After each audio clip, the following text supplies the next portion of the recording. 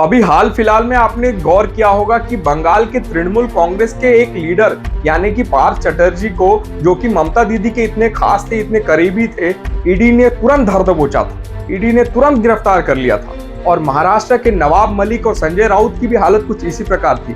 BJP ने, या यूं कहें कि ईडी ने उनको तुरंत गिरफ्तार कर लिया था।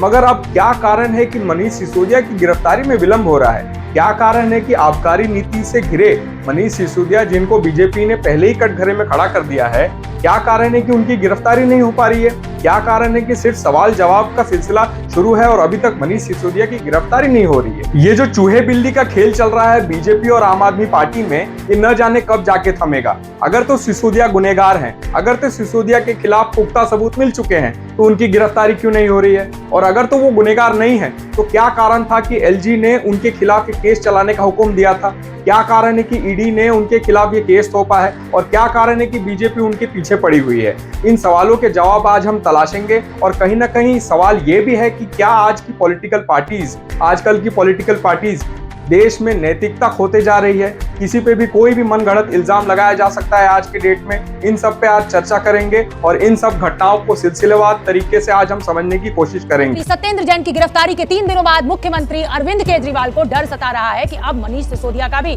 नंबर आ सकता है। प्रधानमंत्री जी से हाथ जोड़ के विनती है, ये एक एक करके जेल में डालने की बजाय आप आम आदमी पार्टी के हम सभी मंत्रियों और सभी एमएलए को एक साथ जेल में डाल दीजिए।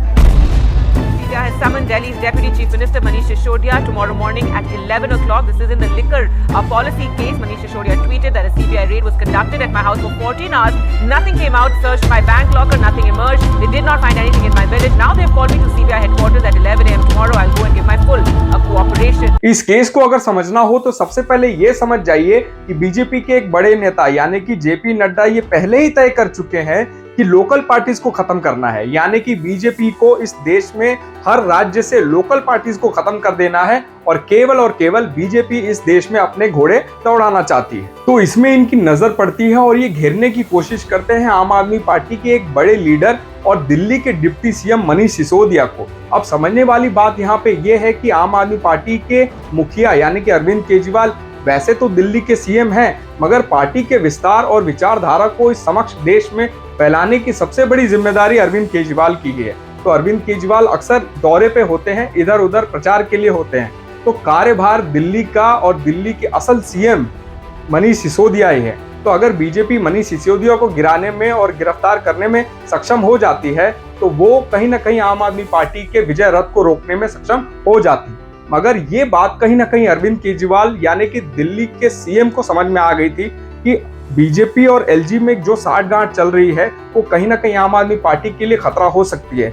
इसीलिए उन्होंने सबसे पहले ये प्रेडिक्शन कर दिया था कि कभी भी मनीष सिसोदिया की गिरफ्तारी हो सकती है और ये बीजेपी का प्लान है कि मनीष सिसोदिया को कभी भी गिरफ्तार करके पार्टी को तोड़ सकते हैं। देखिए और सुनिए कि कैसे उन्होंने ये प्रेडिक्शन किया था। अगले कुछ दिनों में केंद्र सरकार मनीष सिसोदिया को भी गिरफ्तार करने जा रही है।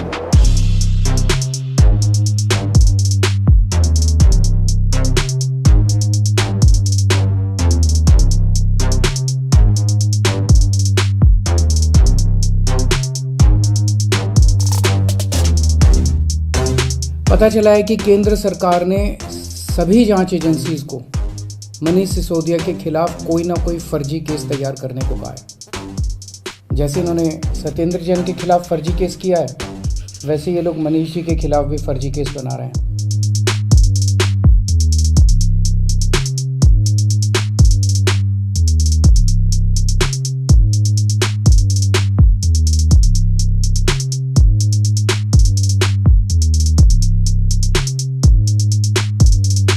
एक एक केस को कई साल तक अलग अलग एजेंसी बस जांच ही करते रहेंगे क्या? तो फिर जनता का काम कब करेंगे हम लोग? इसलिए मेरी आपसे विनती है, हम सबको एक साथ गिरफ्तार कर लो, एक साथ सारी जांच एजेंसी से हमारी सबकी जांच करवा लो, जितनी रेड करनी है रेड कर लो, एक साथ कर लो, ताकि उसके बाद हम काम। होता यह है कि केजरीवाल के प्रेडिक्शन के बाद सिसोदिया को सीबीआई तलब करती है, यानी कि सीबीआई उनको अपने दफ्तर में पूछताछ के लिए बुलाती है। जब वे घर से निकलते हैं तो एक बहुत बड़ा जन सैलाब सिसोदिया के साथ हो लेता है और सिसोदिया के साथ आम आदमी पार्टी के कार्यकर्ता और आम आदमी पार्टी के बड़े लीडर्स भी उनके साथ साथ चले जाते हैं और आइए सुनते हैं कि इस पर सिसोदिया का क्या कहना है। गुजरात में भारतीय जनता पार्टी पूरी तरह से भाग रही है और आम आदमी पार्टी की सरकार बनने वाली है।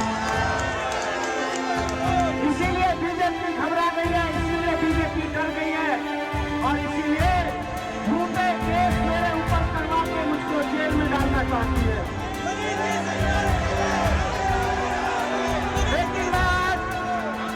लेकिन मैं आज आपको ये कहना चाहता हूँ कि हम लोग भगत सिंह के लोग हैं, हम जेल जाने से नहीं डरते।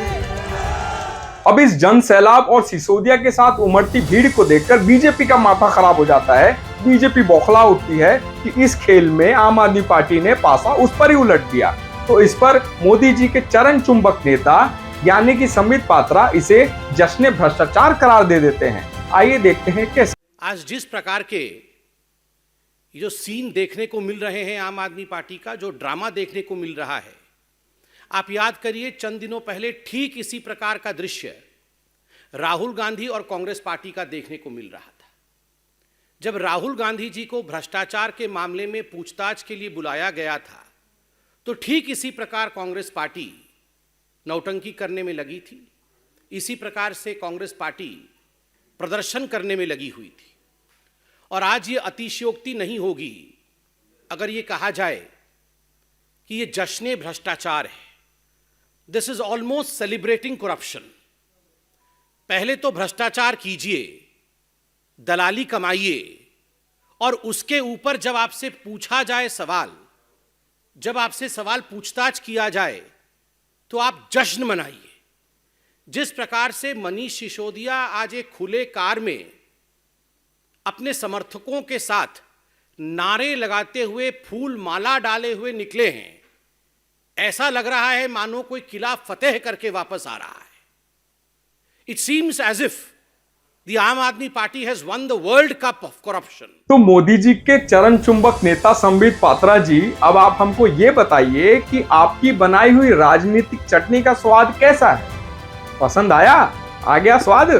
अगर आपको ये जश्न भ्रष्टाचार लगता है तो हम आपको आगे आने वाले फुटेज में बताते हैं कि जश्न गुंडागर्दी क्या होती है और जश्न रेप क्या होता है।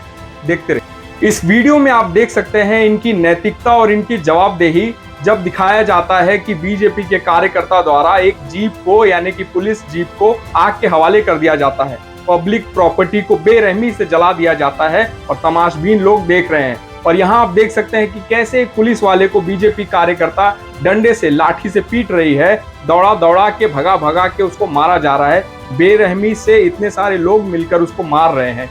ये क्या पुलिस की और जनता की तौहीन नहीं है? और इस पर हाथ रखे शहनाज पूनावाला चूं भी नहीं कह रहे हैं। अब आपको भलीभांति याद होगा बिल्किस बानो रेप केस, जिसमें कि 11 दोषियों को, या यूं कहें कि 11 गैंगरेप के दोषियों को आजीवन कारावास में भेज दिया जाता है, जेल भेज दिया जाता है। मगर अचानक से गुजरात सरकार को पता नहीं क्या हो जाता है। 76वें स्वतंत्रता दिवस के दिन गुजरात सरकार ये फैसला लेती है कि इनके अच्छे कर्म के अनुसार, इनके अच्छे दिनचर्या और इनके अच्छे मन के अनुसार इनको अब छोड़ दिया जाएगा। यानी कि 11 गैंगरेप के दोषियों को गुजरात सरकार छोड़ने का निर्णय लेती है। क्या यहाँ पर इनकी जवाबदेही तय नहीं होनी चाहिए? तो अंत में समझने वाली बात यहाँ यह है कि कम से कम बीजेपी तो नैतिकता पर सवाल नहीं खड़े कर सकती आम आदमी पार्टी पर, क्योंकि उसने पहले ही नैतिकता खो दी है। आम आदमी पार्टी बीजेपी को खुद का टेस्ट बता रही है, यानी कि खुद की बनाई चटनी का टेस्ट, स्वाद चखा रही है। और रही बात सिसोदिया के केस की, तो सिसोदिया का केस ईडी ने पॉलिटिकल प्रेशर पे किया है, यानी कि बीजेपी के प्रेशर में ईडी ने ये केस फाइल किया है। क्योंकि ईडी के काम करने का तरीका बिल्कुल अलग होता है। ईडी सबसे पहले पीआई फाइल करती है, यानी कि प्रिलिमिनरी इन्वेस्टिगेशन करती है, और उसके बाद ही किसी केस को हैंडल करती है, किसी केस को अपने हाथ में लेती है।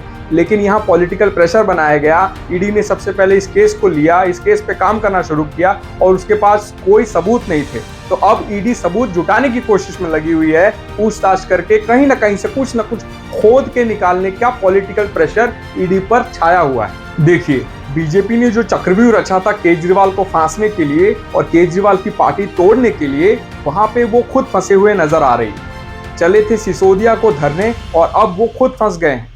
अब आप खुद ही सोचिए, अगर मनीष सिसोदिया को ये पकड़कर जेल के अंदर डालते हैं तो केजरीवाल सारा सिंपैथी वोट्स गुजरात इलेक्शन में ले जाएंगे। और अगर ये सिसोदिया को नहीं पकड़ पाते, इनको सिसोदिया के खिलाफ कोई सबूत नहीं मिलता, तो मोदी सरकार की किरकिरी होनी तय है और ये सिसोदिया को नेशनल हीरो बना देगा। इस केस में आपको क्या लगता है? अपनी राय कमेंट बॉक्स में नीचे कमेंट कीजिए और बताइए कि आपकी क्या समझ है इस केस को लेकर। आपने ये वीडियो पूरा देखा, आपका बहुत बहुत धन्यवाद, बहुत बहुत शुक्रिया। अगर आपको मेरा चैनल पसंद है तो चैनल को सब्सक्राइब कीजिए और वीडियो को लाइक करिए। धन्यवाद।